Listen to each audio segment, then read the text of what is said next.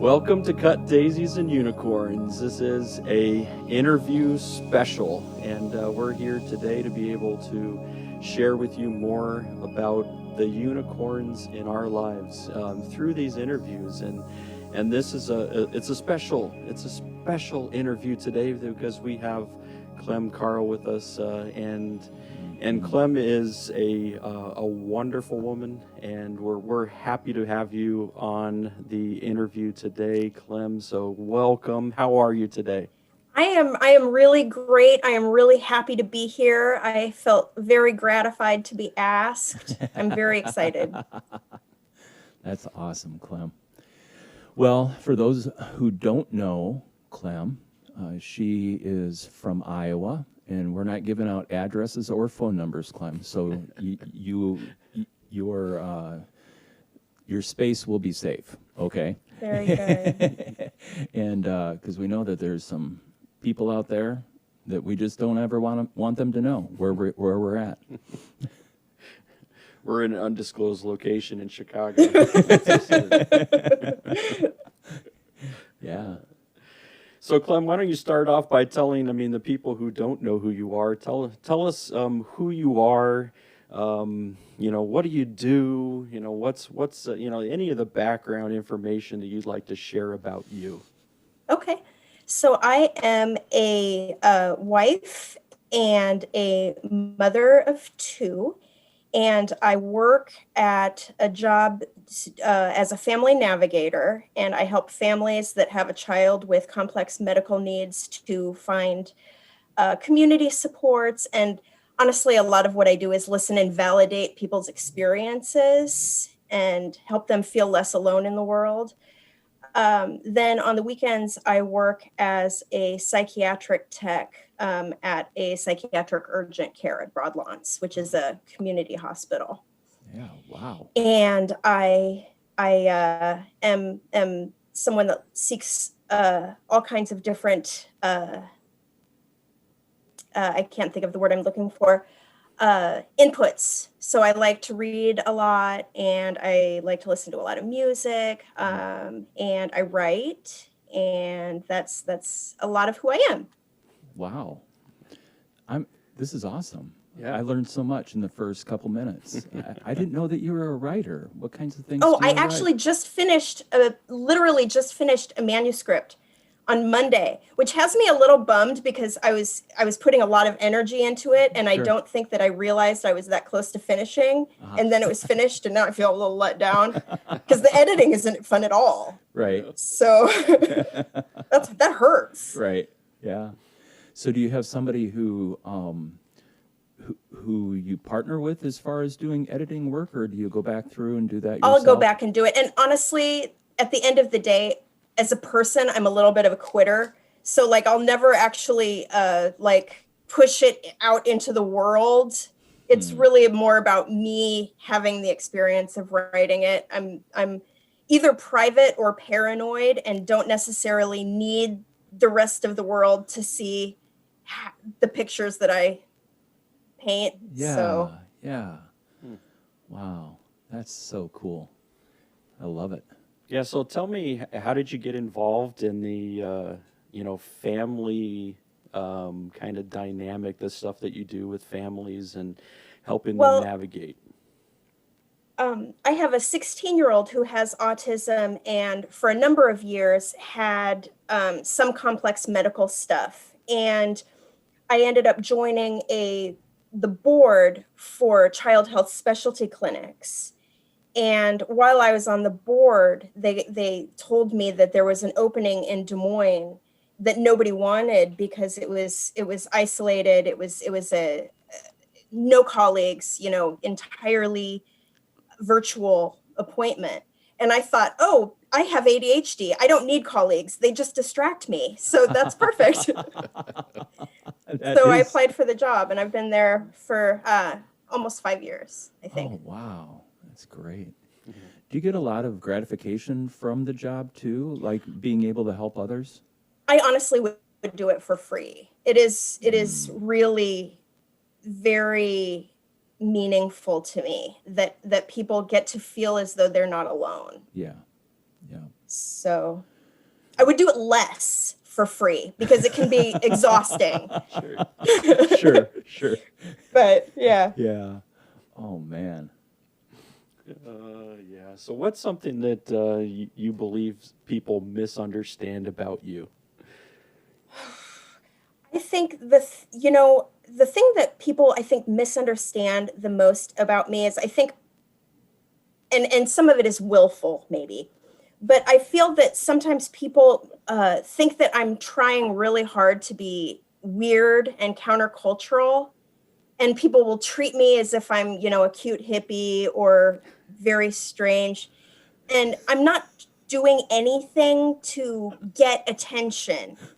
I just don't know how to not be myself, Wow. you know? Yeah.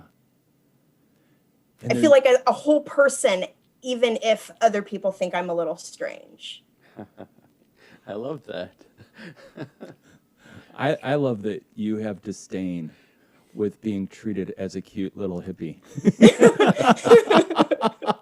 that just warms my heart. I'm like, because there are people who are trying to put their flesh into being that, who are so far from that, and then you're like, hey, don't boil this down to this what you think Right. that I am, and then there's so many people in Journey who like are trying so hard to get comfortable with themselves, and you're like, I don't know how to be anything but me. I'm like, oh, that's for our audience out there, that's gold right there. And so on that journey, have you always had that sense of feeling comfortable with you being you? Honestly, I'm not even super sure I am comfortable with me being me. I just lack I just lack the ability to see what other people have in common and conform to it well. Mm-hmm. I just don't have that. Yeah. It's probably like autism adjacent, like whatever. I was the predictor that my son was going to have autism. I just can't see what other people are trying to be. Like whatever I'm seeing I'm not seeing it right. Yeah. So it's easier to just be myself. It really is. Whether you're comfortable with it or not. Right. Okay. That's awesome, Clem. That's so awesome. Yeah, your son, I actually was thinking on the interview, as we were heading into the interview, I was reminded of the times that I got to spend with your son and how he was, he would come in for vacation Bible school at the time, and I was running soundboard, and we would hang out and stuff. He'd have his headphones on because the music was troublesome at volume levels, and stuff like that. But then he was so just enthralled with the lights on the board and just the different things, and so we got to be buddies, and it reminded me of a happy time to get to hang out with him. Oh, that makes me super happy. Yeah. I'm really happy that it was you there and you were able to embrace him and see him as he is, the curious guy, and yeah, not problematic at all, and just me personally, one of my values is to seek to understand before being understood. And like, I probably carried that with me for about 15 years. It's probably part of the evolution and transformation in my life. And just to be able to be in proximity with him and just take in how he was taking in the world was something that I just really enjoyed in our connection and our interaction together. that is really gratifying. Yeah. So I mentioned to Heather, I was like, yeah, we're gonna talk to Clem this week, and she's like, oh, she's like, make sure you say hi to Clem for me. But one of the things she categorized, she said that what she always took from you is like there was passion in you. Like, I mean, there was passion for the things that you were doing, passion that was coming out, in lots of different ways. So tell me, what are you passionate about? What are the things that you were like, this gets me pumped, this gets me excited, this gets Right. me, you know? I think my big passion at the moment is trying to put inroads into our society's stigma about mental health and mental illness. I have been, for the last few months, struggling with severe depression. And, I always think that me as a psychiatric tech, I should be the first person to be comfortable recognizing that it's like a medical illness. It's like having, I don't know, an ingrown toenail. Well, nobody wants to talk about an ingrown toenail, but, a medical issue, and I found myself skulking in silence and not asking for the help that I knew that I needed. And I just think, if I can't, there's so much about our society that we really don't want. People are not comfortable hearing about mental illness. People possibly very well intentioned don't have the tools in their tool bag to talk about. I hear you asking for help, but I don't know how to help you. So I'm going to stay silent instead and leave you isolated. So I think that's something that I did an interview with an agency not too long ago that is going to hopefully be a commercial or a public talk about mental illness, and how so much of the time it is temporary. It is not permanent, but it feels so permanent. Yeah. So that's something that is really on my radar right now. Great. So how do you, because this is a big, we've talked about mental illness on the podcast in a short, pieces, but how do we start to chip away at the stigmas that are attached? Because I feel like even with depression, some people think that there's something that I just need to do this in order to get out of it. I've got to figure it out myself. I've got to dig out my own hole. I've got to, and how do we start to be able to chip away at that to help people see and hey, let me add this tool to your tool bag? How do we start to do that? Right.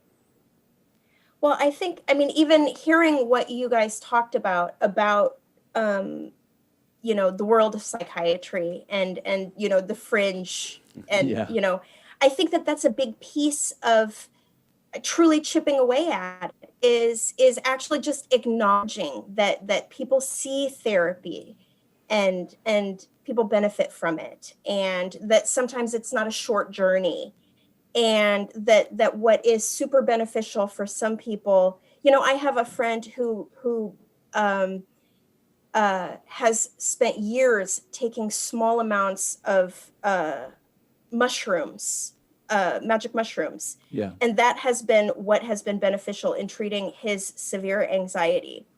I'm not in a position where I'm actually willing to try that. I'm just going to stick with my psychiatrist. But, I think that there is room for us to accept other people's experiences. And I think some of that acceptance is teaching ourselves and teaching others that, it is very, very difficult to actually pull yourself up by your bootstraps and get yourself together. I already do everything right. I have a positive attitude. I don't talk badly to myself. I don't allow my traumatic thoughts to take over. I exercise, I eat right, I sleep well. Like, I'm already doing all the things. Yeah. So by rights, I shouldn't be depressed if that's all it took. Right. And Right. somehow magically, ta-da, still super depressed. So, I'm really grateful that I have a psychiatrist that listens to me and believes me and, trusts my insight into my own body and my own experience. And I don't think that that's all that common, which is unfortunate.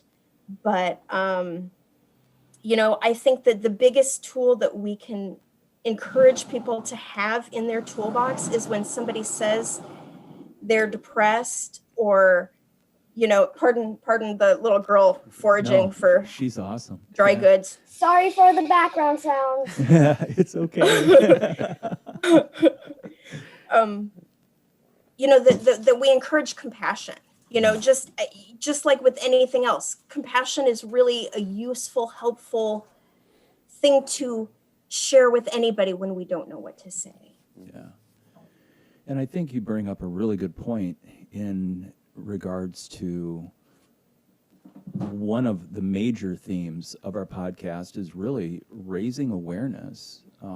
It's almost like a call to our culture of, and isn't it funny how humanity continues to see the world revolve around themselves? Right. From all of the times in history where there wasn't knowledge, for the people who believe the world is flat, okay, but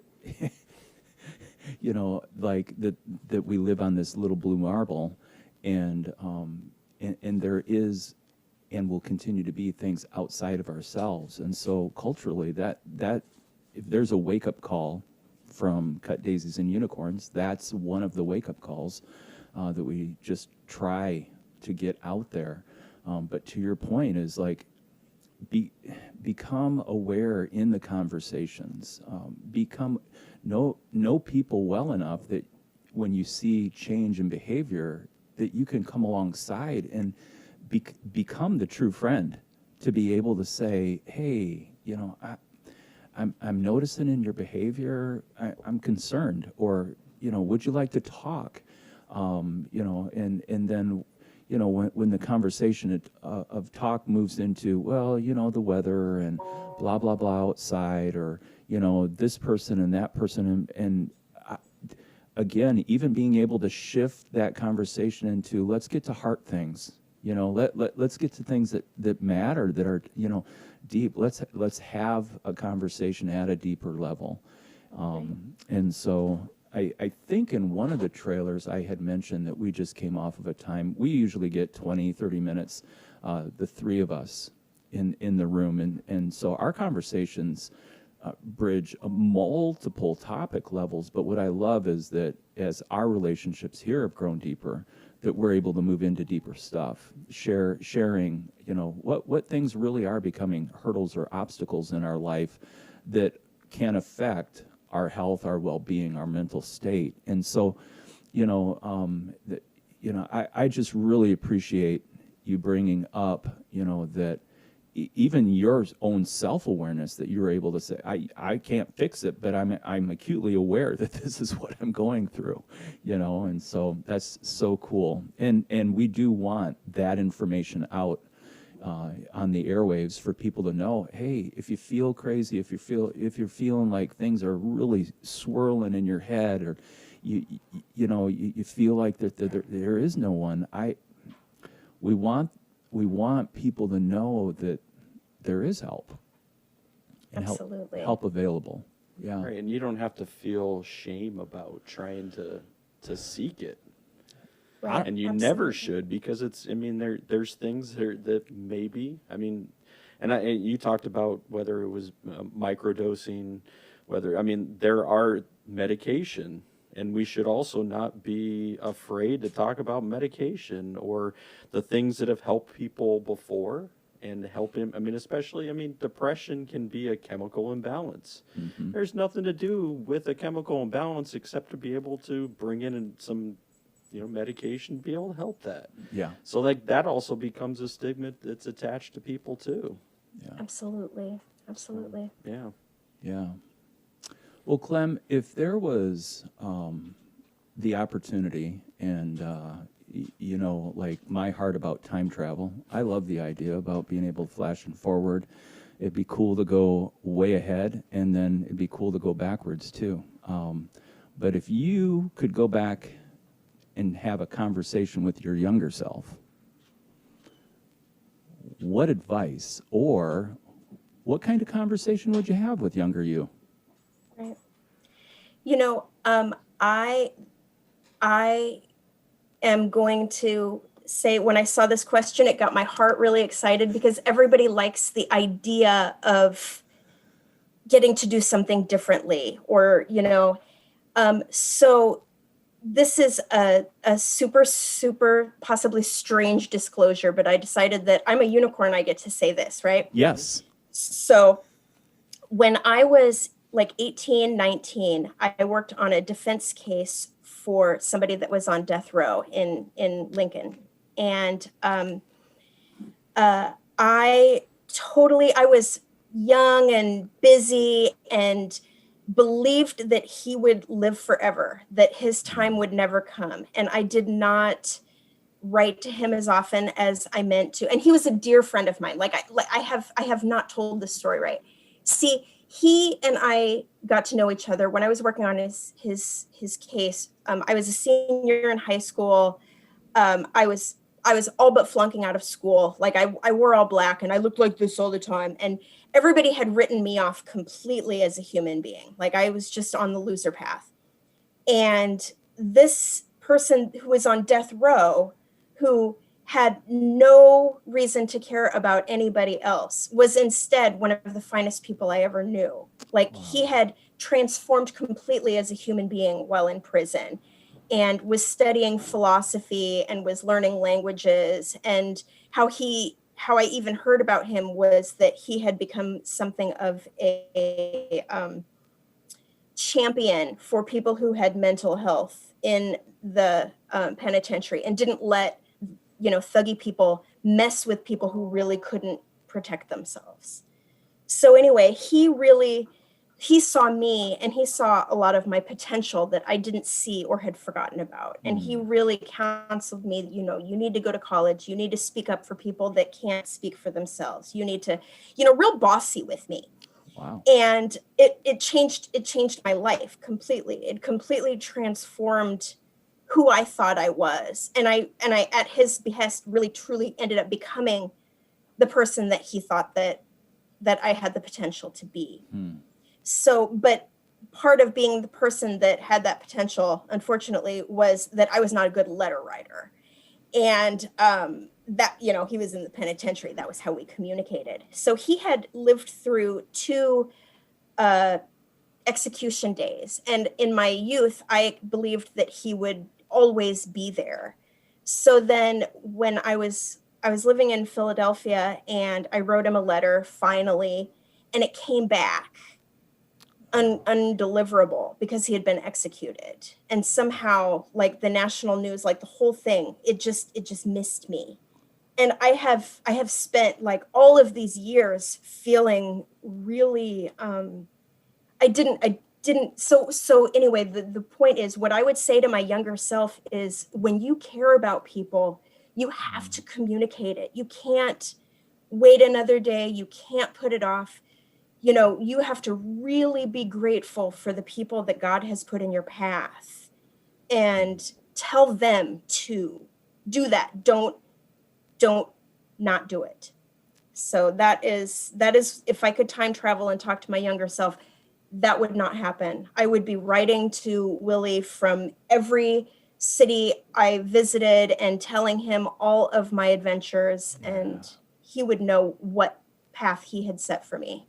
Wow. That's awesome.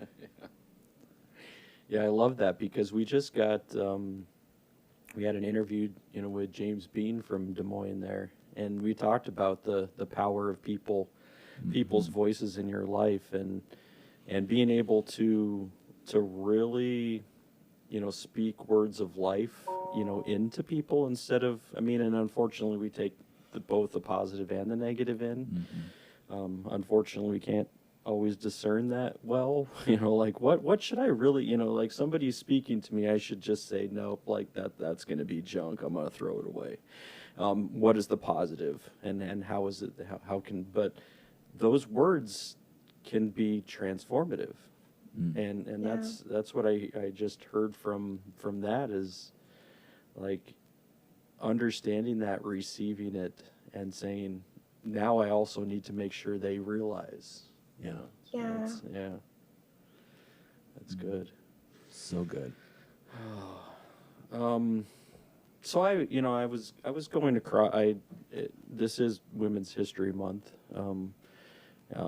Super appreciative of moments. I mean, I wish we wouldn't always relegate everything to a month. But I came across a tweet the other day, and this guy had said, or it was a woman, Harriet, and she said, "Every woman you know has taken a longer route, has doubled back on herself, has pretended to dawdle by a shop window, has held her keys in her hand, has made a fake phone call, has rounded a corner and run. Every woman you know has walked home scared. Every woman you know." You know, I mean, to me, I read that, I'm like, oh my goodness. Like, I mean, it's something that we talked about actually in the episode that's going to be coming out today, right? Yeah, yeah. That as two guys, like, there's things that we don't realize about the experience that women have in this life, in this world. And so, you know, even that, I'm just, you know, always thinking about, like, it's never come across, it's never been my experience. I mean, it's not like I haven't gotten into trouble before walking or whatever, but, like, it's not my experience to always be looking around, always being fearful of the things that could happen. So with it being, you know, Women's History Month, what are some of the things that you, people or experiences, things that we can highlight here, just from your perspective? You know, I think the people who have influenced me the most, or that I have admired the most, both in long ago history and recently, are people who put their own skin in the game. And you know, there were, like, for instance, not too long ago, I was reading about Angela Davis, who's, you know, pretty famous feminist, a generation older than me. And, you know, I had always known her as being an academic and, you know, just a real big celebrity feminist. And I hadn't realized that she ended up spending time in prison, that she actually, just by being connected to some so-called nefarious agents in our society, she had to serve time in prison, which I hadn't understood. And she never did. And what she did is she just accepted. I mean, I don't know if she accepted being in prison. I'm sure she had an attorney and yada, yada, but she didn't ever cut ties. She didn't, you know, apologize or back away from what she felt like was the right line. And she was vindicated. But, you know, that tells me how many other people who maybe aren't celebrity Angela Davis do the right thing and don't back away and maybe aren't vindicated, you know. And I just think it's so important to recognize people who do the right thing to their own disadvantage, you know. Another person that I always think of when I think of sacrifice is Sojourner Truth. And it wasn't recent, but I don't think that anybody knows her story well enough. You know, she was freed at the age of 30, and she went back into slave lines over and over and over to make sure that the Underground Railroad was operating smoothly. And at any time, she could have been kidnapped and put back into slavery because that was legal. And she put her skin in the game. She sacrificed to make sure that the right thing was being done. And I don't come close to putting that much skin in the game in anything that I think is right. I just don't. But those are my role models. And I always hope that if ever I'm in a situation where the right thing is really hard, that I hope that I always do the right thing.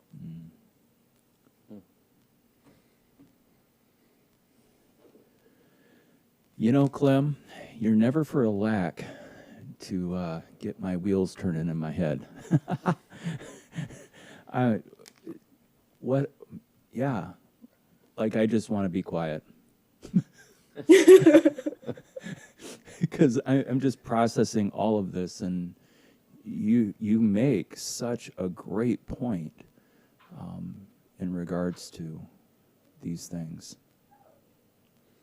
I was just thinking, even, I mean, the equality issue, like men and women, and the equality across, I mean, like equality, even amongst the genders, is a relatively recent, like, we haven't, I mean, like, what was it, 1980? That the equality, I mean, like, it's crazy to me that we Right. haven't Yeah. always even considered that that women are gonna they should have a say in some of the things that are happening. Like, Yeah. I mean, this is recent. Why did Yeah. we ever consider that to be something that we would say, should we make them equal? What are we Right. afraid of? Right. Well, and I think that there are still plenty of people that don't think that we're equal today, and in all manner of walks of life. I remember I was trying to get I had to talk to somebody somebody important in the Des Moines Public Schools recently, and I called him, and it was to get some flyers distributed about children's mental health across the district. And I started the conversation by using his first name, and he corrected me and told me that his name was Mr. So and so. And I was like, okay. I couldn't even process that I wasn't allowed to use his name because I was younger or female or whatever his issue was. So I mean, Wow. they're everywhere. Yeah. I don't think that they're always as vocal as that. I think that they often hide, but they're still out there. I mean, and it makes sense. It was in our lifetimes that women could get credit cards in their own names, could have, I mean, anything, Yeah. It was almost a compliment when women could inherit their husband's debt because they weren't allowed to accrue their own debt. Yeah. It was a weird time very recently. Yeah, it just makes a person wonder when these things are coming through. Like, I think that's why Phil and I feel it's really important to get the female voice included in the podcast, is so that we can have listeners, at least, even if they don't want to hear it, they're forced to shut it off. Right. Like then it becomes, this physical motion that if they're faced with it and they shut it off because it makes them angry, then what they have connected is the action of dealing with themselves, that I just had to shut this off. And so Right. there's a physical connection to what is going on in their minds, on how they're treating women, how they're continuing to prop up an agenda that really is about power and control. And I just look at, in the evolution of humanity, and where we've come from, and I think it was probably on the Fringe event we even talked about. Really, it's been a short time in regards to how much has changed, and yet it's a heavy burden to recognize with great remorse. We're not traveling light years on this issue. Right. There's a lot more to go. Why is it, the pay scale disparity is so different, and yet how many men sit around a table and know that if they need to get work done, they need to hire women. Because, Right. you know, yeah, I'm so fed up. I don't even know what to say. I was just even thinking about so like pre-pandemic, like women's employment levels were higher than they have ever been. Yeah. Pandemic hits, now we've lost like a huge amount because what happens? Kids are at home. Well, who gets to, take their work off? It's not going to be the dude, right? Mom's going to, take. So now we're back, to these lower levels of women in the workforce because we're saying, this still same mentality of like, no, that's where women belong. Right. At home. Like what, like why is that occurring? I don't like. Well, I think it's a mathematical equation. So because of the wage disparity, women are making less. And so a family left to a condition of, hey, the daycare does one of two things. It opens us up to COVID, or the daycare has shut down because of COVID.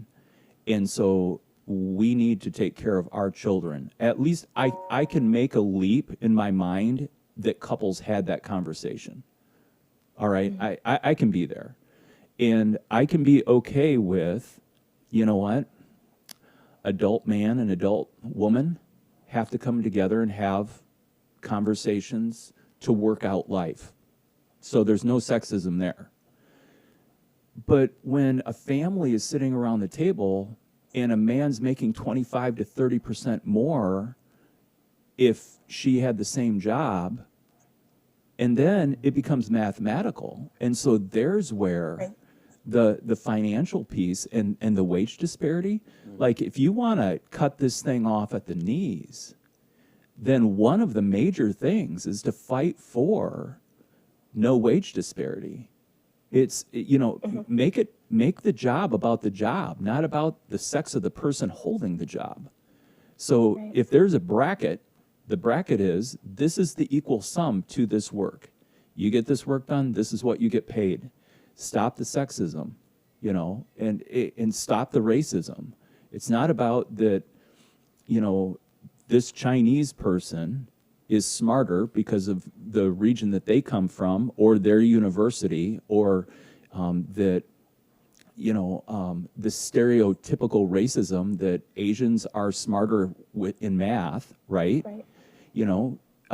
Versus a black person or any other person of color, who's in a job that's mathematical, or some white dude. I'm telling you, if you take a woman, an Asian, a person of color, and a white male, the white male gets paid more every single time. So then when you have a family unit and you're like, hey, how are we gonna make rent?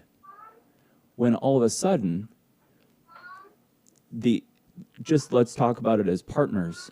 When one partner is not going to be able to work, mathematically, you have to go with who's making the most money, and let's go with that person. We might not be making all the money we used to be making, but at least we're bringing home the most that we can, and it's going to tilt to the dude. And so wage equality has got to be like, as far as if you want to take sexism out of the world, wage equality's got to be right up there. And so that's my soapbox tangent. That's why, so why have so many women come out of the workforce? Well, it's not their, I can't believe, and maybe it's true in humanity, that, the sexism thing was a part of the conversation. I think it came down to the mathematical equation. How do we keep the lights on? How do we keep the water going? How can we buy milk for the kids? And you don't do that by Xing off the wage earner that's earning higher wages. And so, and because of the wage disparity, that means that ladies are at home, some cases in regards to that. That's not the same all across the board. That's not this blanket statement. I'm just saying wage equality sure would make a lot of sense. People of the world, employers, hey, TikTok, figure it out. Yeah. I want to, I think, yes, absolutely.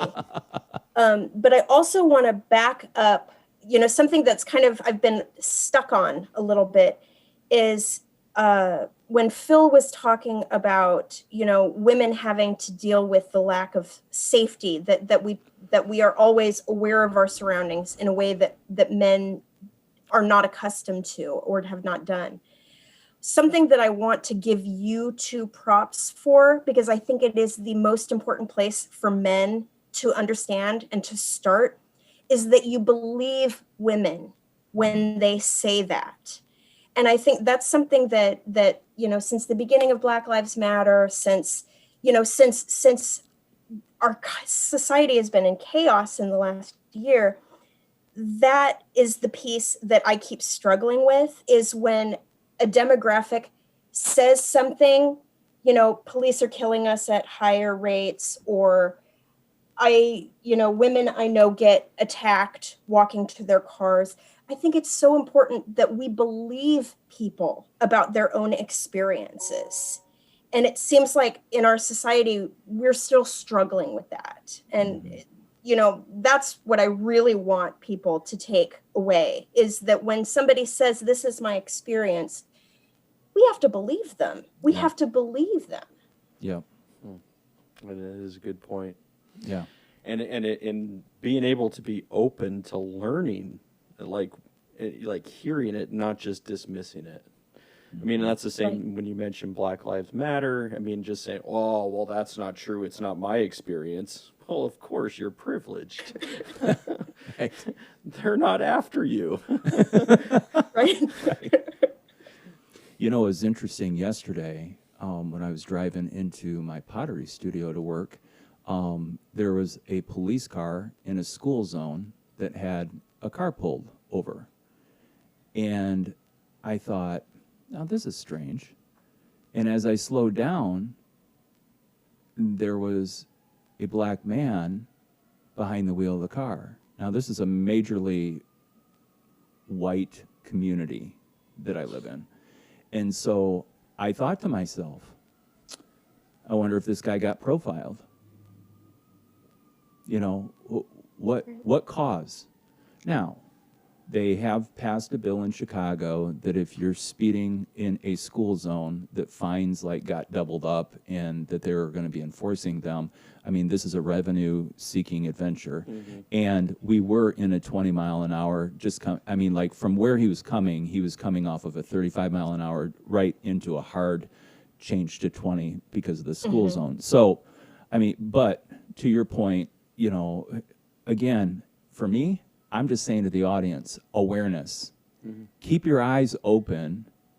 And to my dismay of myself, probably what I should have done is I should have pulled around the block, parked the car, and just watched. Right. Again, because the gentleman behind the wheel didn't know necessarily how he was going to be treated, or if something would have went south. And so now in this conversation, now I'm teaching myself. I'm like, all right, next time I see that, now there's a point of action. And thank you for the counseling session, both of you. Well, and something good also, even though it's not always fun, but take your phone out and use your camera. Right. Video. Yeah. And just in case, right? Yep. Because what you have then is more of the evidence to share versus you just saying, oh yeah, I witnessed this. And then people will be like, yeah, well, did you? Right. That's the good thing about these things sometimes, always tracking us, is that we also can be able to document things too. So. Well, I love it, Clem. I think that is a great instruction for me to pick up from our conversation, is believe. Believe what people are saying. And it's so interesting, isn't it, how we get formed by the judicial system where everybody's innocent until proven guilty. And yet, when it comes to human experience, where are we tilted? We're tilted that we don't believe until they prove that it's believable. Right. Yeah. And it's well, and even, I mean, I guess I feel like, judging from social media, there are points in which people, like, they cannot have it proved to them that there is systemic racism, or that there is, here's a big one, really extreme inequity in medical care. Right. And it's something that is documented. It's statistically obvious that Yep. it's taking place, but people just don't want to believe it. And there's a piece of me that thinks that that's coming from a place of good intentions. It's because they don't like the idea of racism existing, and they don't want it. So they've decreed that it doesn't exist. Yeah. So that means that we can work with them. Yeah. Because they don't want there to be racism. It's not like somebody that is denying racism because they actually know it exists and they're cool with it, Yeah. So we can work with the people, but it's hard. It Yeah. is. Yeah. Especially the systemic issue. Yeah. Like, to say Right. that there are things at the root, we have to get to the root, because if we're dealing with surface, it's gonna Right. it's gonna bring some awareness, but it's not gonna deal with the issue. Right. So we've Yeah. got to get back to the root of, like, what's happening below it, and that's even with women's issues.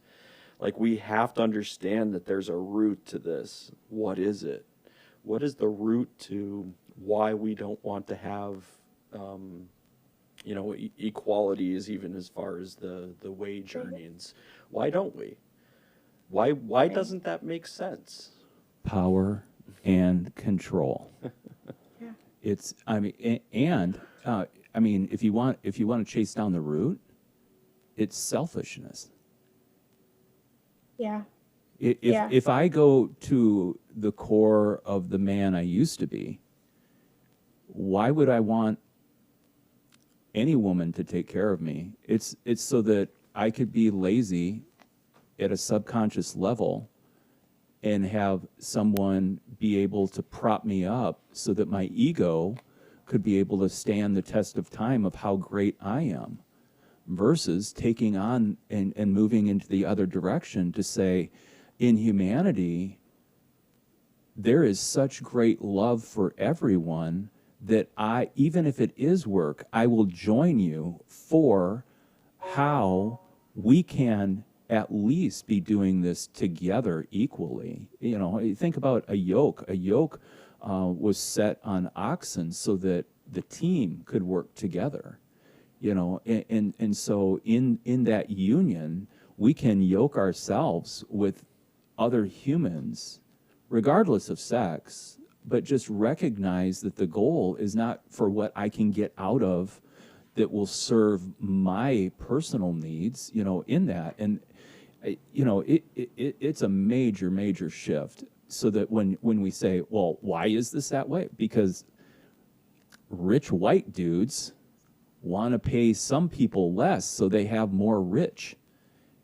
I mean, and when I just go off, why in the hell are we're looking at the government setting up laws for female medical? Come on. A bunch of white guys who are too old, bunch of lawyers working their way around, and they're figuring out, but cut, and stuff like that. And there's going to be people who are like, Coble, you are on a tangent today. And I was like, because I feel strongly, because I have a wonderful mom who I adore, and I saw her. She was born in 47. So she was only 20 years after the Great Depression. So that sets that in plane, and the changes that she saw. And yet I also, in my family of origin, experienced what it meant for a woman in the 80s to make 40% more than her husband, and the conversation that happened in our household in regards to that.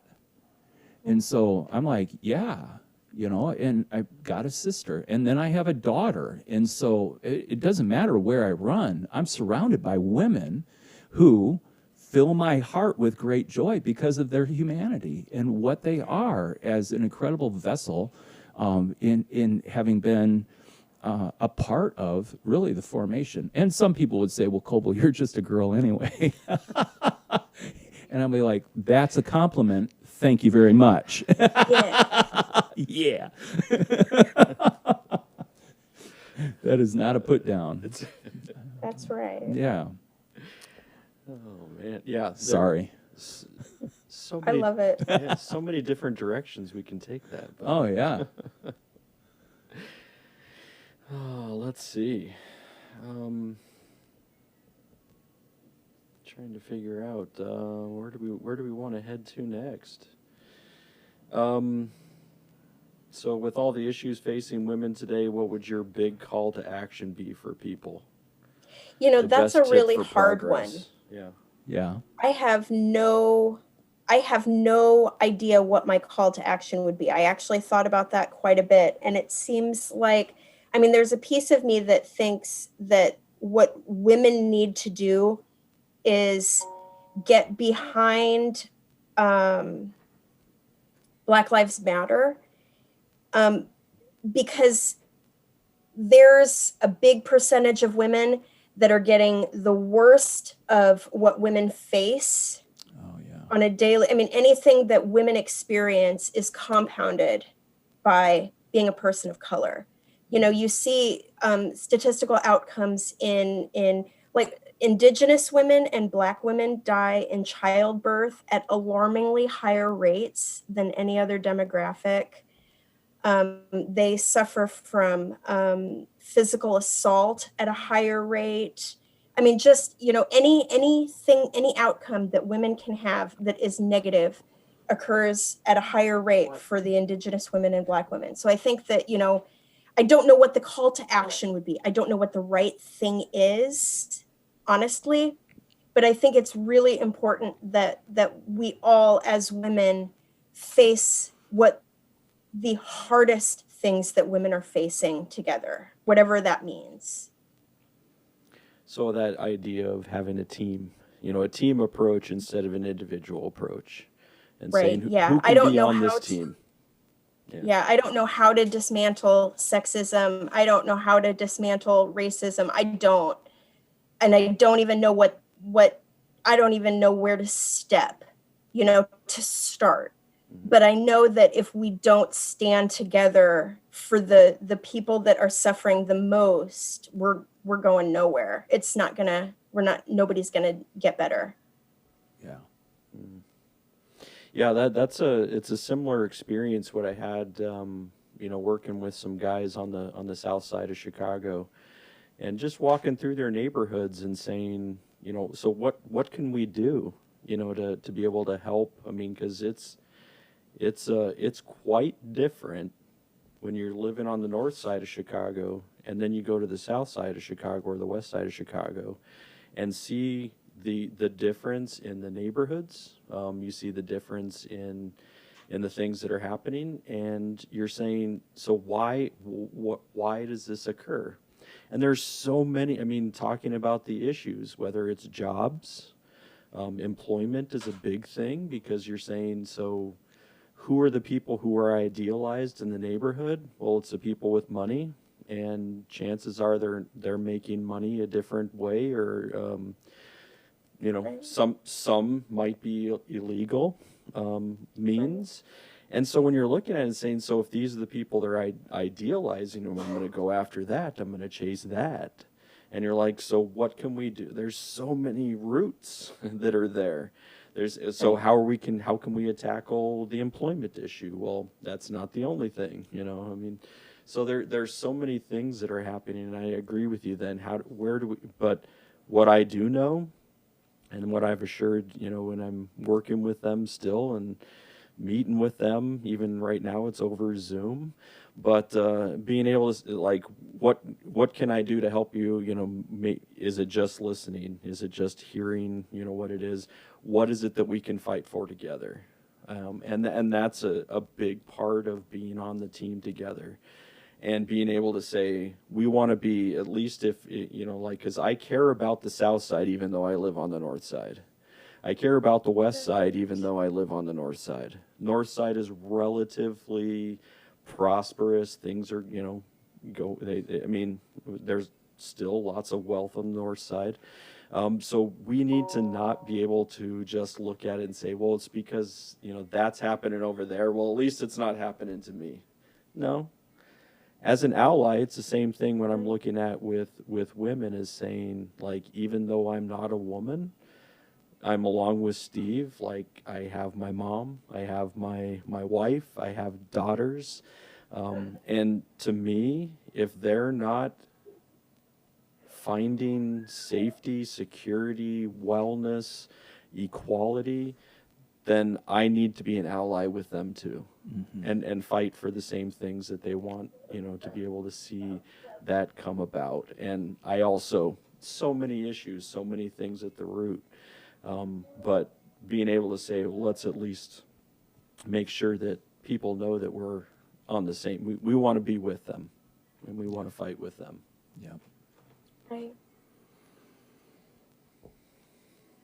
Steve, what else you got? Where you want to go next? I know we're running short on time, All right. but let's see. So you're saying it's a shallow pool? We can't Well, it could be, it could not. But we could probably talk all day. Yeah. But Well, I think that based on the conversation and with what's going on, I just feel like our conversation yielded such great depth. And, I'm cool if we turn the corner and start wrapping up, and just saying, Clem, man, thank you so much for joining us. And just, I want you to know from the deepest of my heart how much I've enjoyed our conversation. It's been a delight, and certainly did not miss the mark of what I hoped our conversation would bring. And so it just so great to be able to have you on our podcast. And I'm really super excited that I don't think I'm misquoting this. Clem's our first female voice. we had the Alderwoman on Oh, first episode. Clem's our second female voice, and that is Steve's. And that is right, but it's been so long ago. I mean, Right. that was back in September or something Even like though that. it didn't air until Yeah. later. But yeah, Well, yeah, I mean- it was a while back. We got a gimp in our step. We're finally getting on stride. We did. So anyway, but yeah, Clem, just thank you so much for being with us, and just I just, as you walk away, and in your meta conversation of your mind, if I just want you to hear from me how much I have enjoyed our conversation. Yeah, I truly. always enjoy talking to Clem. Yeah. She Clem has a depth. Yeah.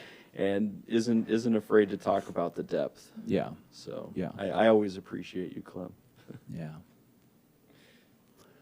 Well, I really appreciate you gentlemen inviting me on. This was really fun. As soon as I got invited, I was super excited. So I knew it would be a really enriching time, and it's filled my bucket a lot.